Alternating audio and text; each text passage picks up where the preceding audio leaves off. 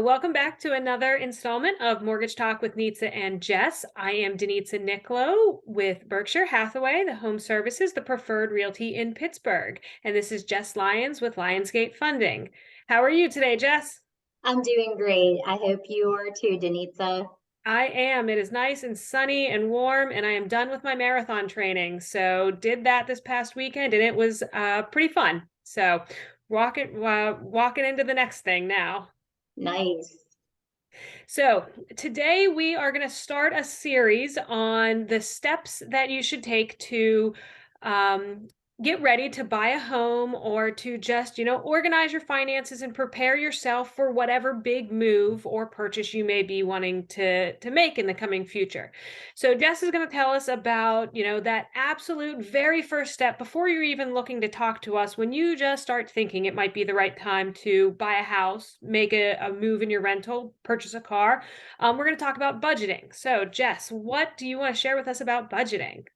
Yeah, so it always surprises me, Denitza. I can't tell you how many people I talk to that usually the first question I ask people is, hey, what do you think you can afford to spend on a monthly basis for your mortgage? Or, for some people, it might be for their rent.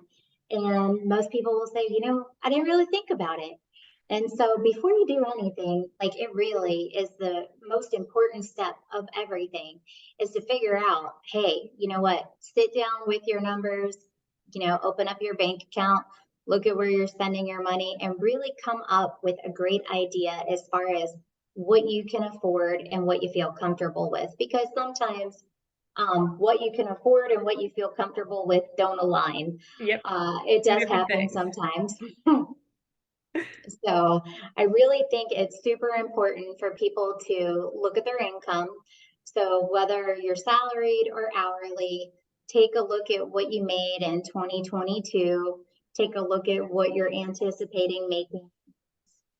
So that way you know exactly what your income looks like and how much money is going to be coming in. And then the next thing you really need to look at is your expenses, right? So Mm-hmm.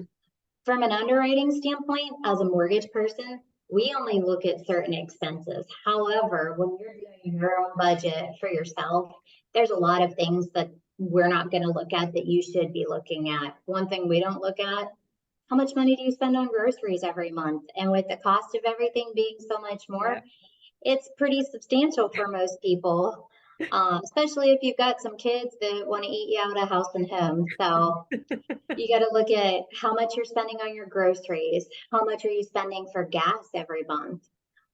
What are you spending for your car insurance? Also, what about cable, your cell phone, water, any kind of utilities that you're paying? So basically, you want to look at every entire expense that you have. Obviously, this is a good time too. If you look at your expenses and you're like, hey, I'm really spending more than I should be, this is a good time to look and say, well, how can I cut this down and save some money in different areas? And honestly, I would say the biggest thing that I see people spending money on, and I know I am like guilty of this too, and I bet you probably are too, Denitza, is eating out.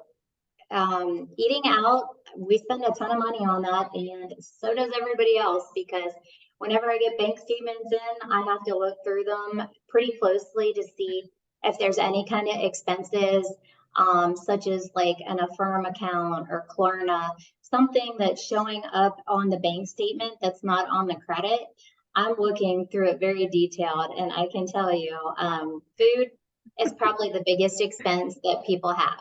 Yes, I would say probably food and gas or fuel for your vehicle, or public transportation to an extent, but your transportation needs.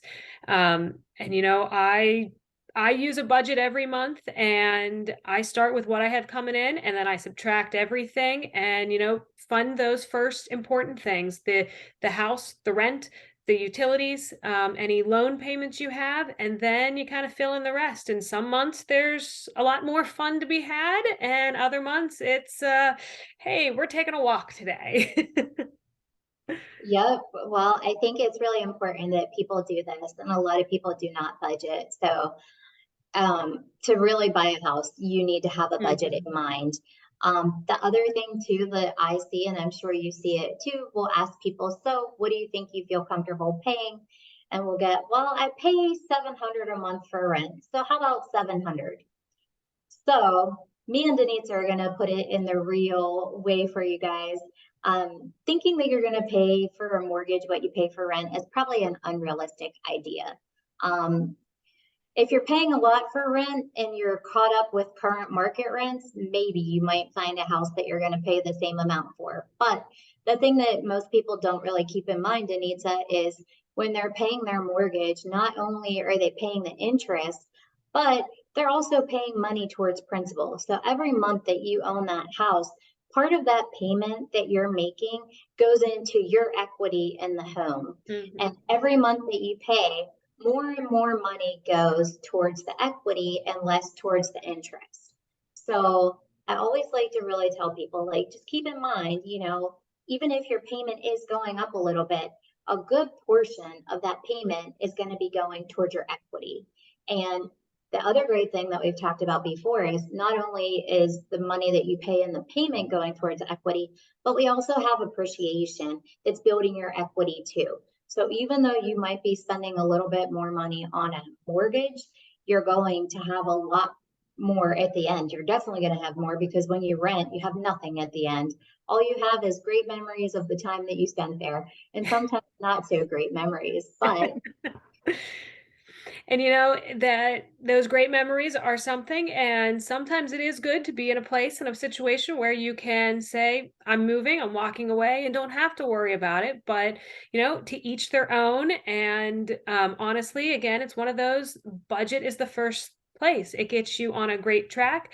Honestly, I wish I would have learned to budget much, much sooner in my life. I came to it about 10 or 12 years ago when I said, hey, I'm buckling down and we're getting straight and out of debt and debt free at this point now, other than the house. And it's a wonderful feeling. And so if anybody out there has questions about how do you do this, what do you do, why do I do it, I'd love to help you with it, just because it made me feel so much better, that I would love to help you feel so much better for yourself as well. And Jess sees finances all day, so she can answer questions too and help guide and say, this is average, but let's find something that works for you.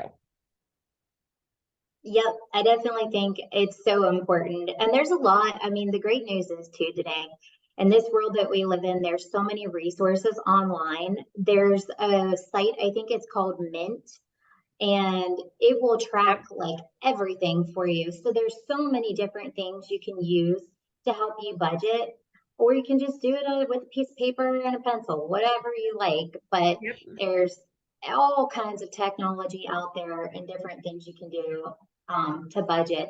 And it really is going to put you in the best position when you go to make that jump to buy a house.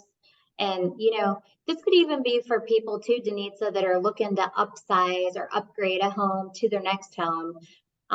So it really could be very useful to pretty much anybody. A budget is super key.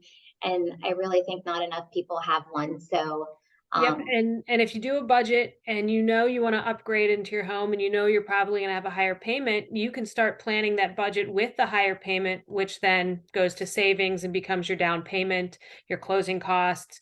Your budget gives you the freedom to create the life that you want.